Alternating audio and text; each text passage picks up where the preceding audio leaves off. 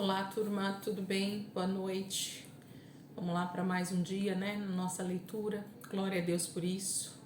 Eu fico feliz quando chega esse momento, porque mais um dia, né? O Senhor tem nos concedido e graças a Deus por isso. Vamos orar, entregar esse momento para o Senhor e dar continuidade no texto. Pai, nós queremos te agradecer por essa noite, por mais essa semana, Senhor, que nós já estamos aí na quarta-feira. Muito obrigada, Jesus, por mais esse dia que nós tivemos de trabalho, de vida com a nossa família, Senhor, de poder ir, inclusive, na sua casa, junto com os nossos irmãos, ter comunhão. Obrigada, Jesus, por esses momentos tão preciosos que o Senhor tem nos dado. Queremos ser gratos, Pai, todos os dias, por tudo que o Senhor tem nos dado, de provisão, de saúde, de paz, de alegria, de trabalho, Senhor, de tudo que o Senhor tem colocado nas nossas mãos. Nós te damos graças, Deus, e queremos te pedir, Espírito Santo de Deus, fica conosco mais uma vez essa noite. A nossa dependência, Pai, é total no Espírito Santo, para que Ele nos guie, nos ensine, nos direcione, Pai, no entendimento dessa palavra, daquilo que o Senhor tem para ministrar nas nossas vidas, no nosso coração. Que essa palavra fique guardada, Pai, guardada, selada no nosso coração, para que no dia que nós precisarmos de uma palavra, o Espírito Santo possa nos lembrar, nos fazer entender e compreender os propósitos da Tua palavra no nosso coração. Obrigada, Jesus, obrigada por mais essa noite, em nome de Jesus. Amém? Glória a Deus. Vamos lá, gente? Hoje nós vamos ler alguns salmos, porque ontem a gente terminou esse trajeto, né, que Esdras, Neemias estavam traçando ali com Israel, com essa reconstrução, e nesse momento eles fazem então uma dedicação do muro que eles tinham acabado de construir. Eles agradecem ao Senhor por tudo que Deus fez até aqui na vida deles, né? E então nós vamos ler alguns salmos, na verdade os 4 últimos salmos, 147, 148, 149 e 150, que vão falar de júbilo, de alegria, de agradecimento mesmo, né? De muita alegria diante do Senhor por tudo aquilo que Ele tem feito. Então eles levantam esses salmos nesse momento com grande júbilo, com grande alegria, cantando. Diz que no muro sobe um grande coro, né? De músicos e levitas e cantores, e eles com certeza fazem uma grande festa nesse momento por aquilo que Deus estava fazendo na vida deles. Vamos lá, Salmo 147, é o que a gente vai começar hoje. Salmo 147, versículo 1. Aleluia! Como é bom cantar louvores ao nosso Deus, como é agradável e próprio louvá-lo. O Senhor edifica Jerusalém, Ele reúne os exilados de Israel, só Ele cura os de coração quebrantado e cuida das suas feridas. Ele determina o número de estrelas e chama cada uma pelo nome. Grande é o nosso soberano e tremendo é o seu poder. É impossível medir o seu entendimento. O Senhor sustém o oprimido, mas lança por terra o ímpio. Cantem ao Senhor com ações de graças. Ao som da harpa façam música para o nosso Deus. Ele cobre o céu de nuvens, concede chuvas à terra e faz crescer a relva nas colinas. Ele dá alimento aos animais e aos filhotes dos corvos quando gritam de fome. Não é a força do cavalo que lhe dá satisfação, nem a agilidade do homem que lhe agrada. O Senhor se agrada dos que o temem, dos que colocam a sua esperança no seu amor leal. Exalte o Senhor, ó Jerusalém, louve o seu Deus, ó Sião, pois ele reforçou as trancas de suas portas. Ele abençoou o seu povo que lá habita. É Ele que mantém as suas fronteiras em segurança e que as supre do melhor do trigo. Ele envia sua ordem à terra e sua palavra corre veloz. Faz cair a neve como lã e espalha a geada como cinza. Faz cair o gelo como se fosse pedra. Quem pode suportar o seu frio? Ele envia a sua palavra e o gelo derrete. Envia o seu sopro e as águas tornam a correr. Ele revela a sua palavra a Jacó, os seus decretos e ordenanças a Israel. Ele nos fez isso a nenhuma outra nação. Todas as outras desconhecem as suas ordenanças. Aleluia! Então, Salmo 147 vai iniciar esse grande canto de alegria, de louvor a Deus, né? Por tudo que Deus já está fazendo ali por eles em Jerusalém e em Sião, né? Reconstruindo tudo aquilo. Salmo 148. Começa da mesma forma. Aleluia! Louvem o Senhor desde os céus, louvem-no nas alturas, louvem-no todos os seus anjos, louvem-no todos os seus exércitos celestiais, louvem-no sol e lua, louvem-no todas as estrelas cintilantes, louvem nos mais altos céus e as águas acima do firmamento. Louvem todos eles o nome do Senhor, pois ordenou e eles foram criados. Ele os estabeleceu em seus lugares para todo sempre. Deu-lhes um decreto que jamais mudará.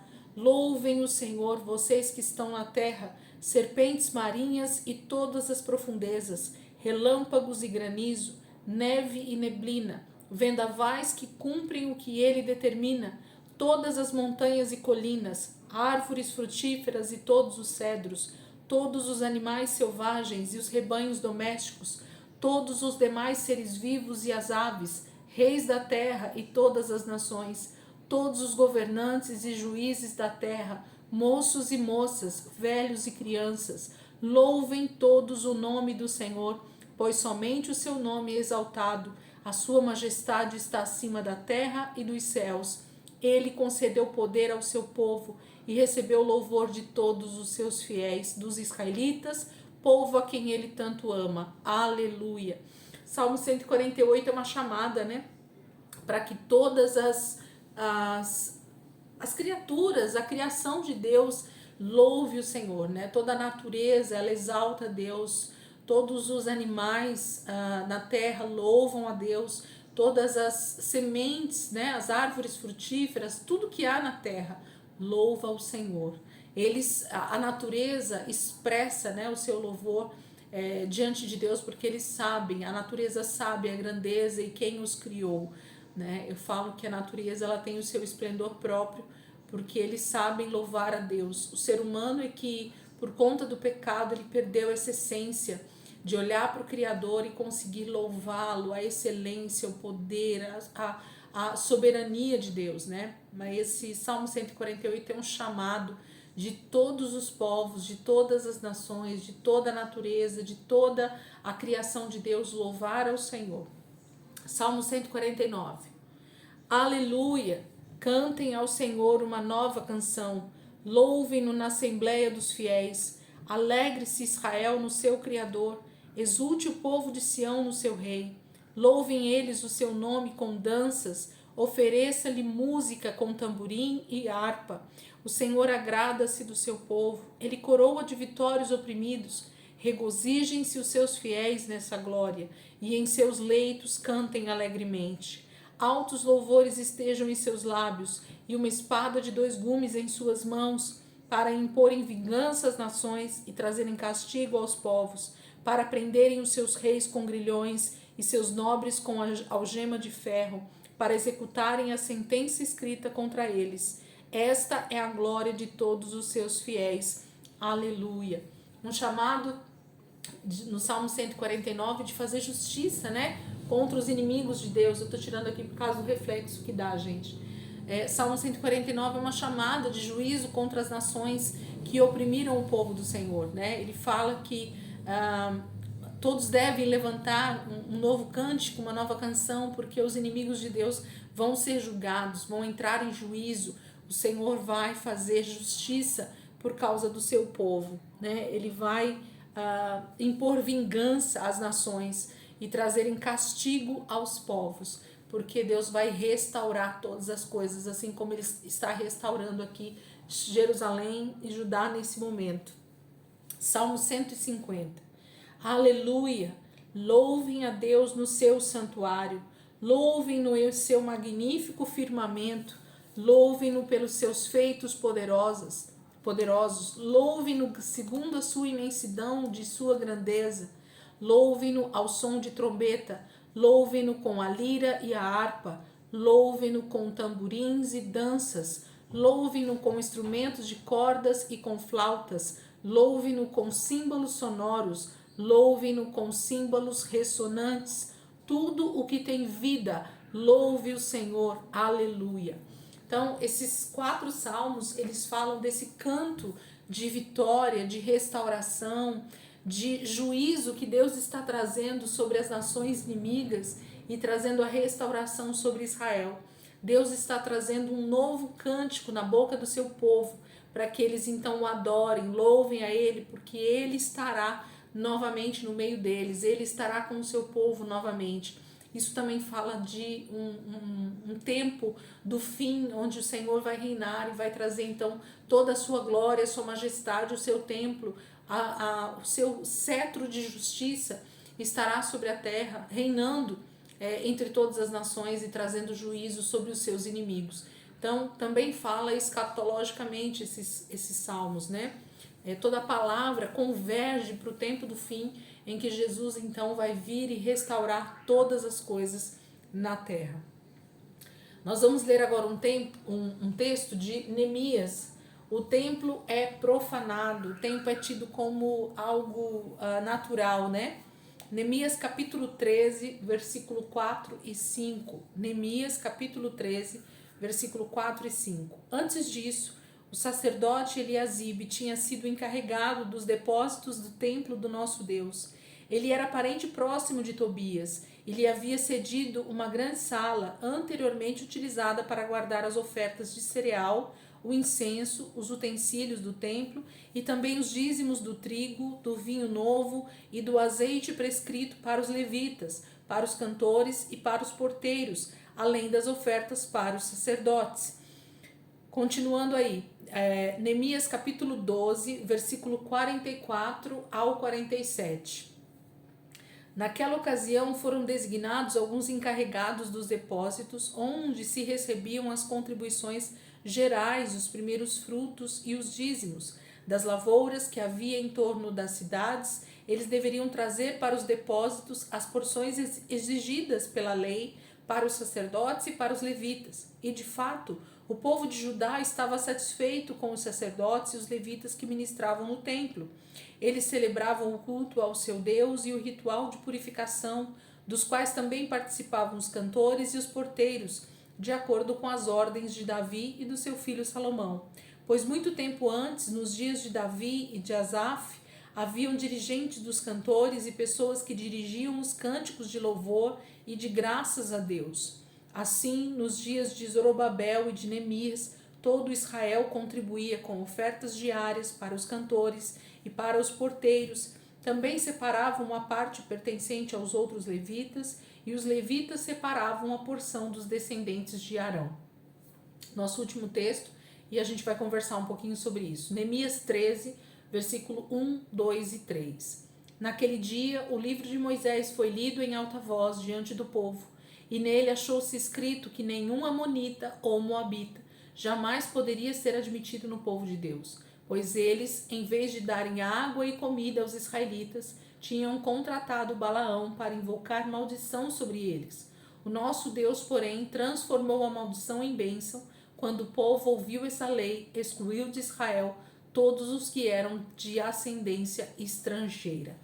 Então, quando começa ali o templo é profanado, está falando de uma sala ou de um local aonde Tobias, que era um árabe, né, que era um estrangeiro, tinha domínio no templo. Ele tinha uma sala como se fosse alugada, onde eles guardavam parte daquilo que eles recebiam. Ele era como se fosse um administrador nesse momento. E isso tornava o templo, então, profanado, era como se fosse algo comum, e Tobias não tinha parte nisso. Então, o Senhor começa uma limpeza, né, na verdade, nesse território, ali no templo, em tudo que eles faziam ali.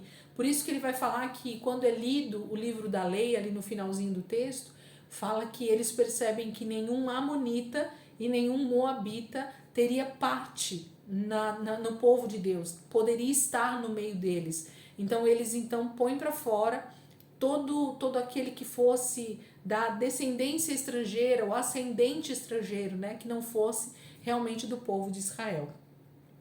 Ele fala que eles estavam felizes com os levitas, com os sacerdotes que estavam agora cuidando ali do templo, porque eles eram fiéis a todos os decretos e as leis que tanto Davi quanto Salomão já tinham prescrito para o templo, né, para o primeiro templo.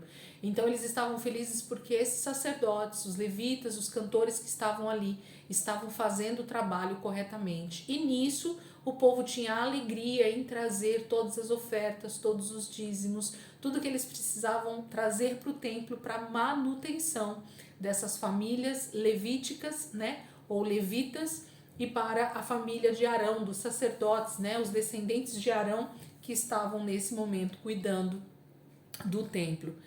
Fala de uma restauração mesmo, gente. Esses textos que a gente está lendo, a gente percebe Deus restaurando novamente o entendimento, o que eles deveriam fazer ali em Jerusalém para tornar novamente aquele templo santo e separado somente para o Senhor. Então a gente percebe essa volta, né, para a origem, essa volta à essência que era o templo que Davi manda Salomão construir, aquela beleza, aquela santidade, né, que Davi pedia a Salomão que tivesse naquele templo, com todos os levitas separados, com todos os músicos adorando ao Senhor 24/7, né, era uma adoração contínua.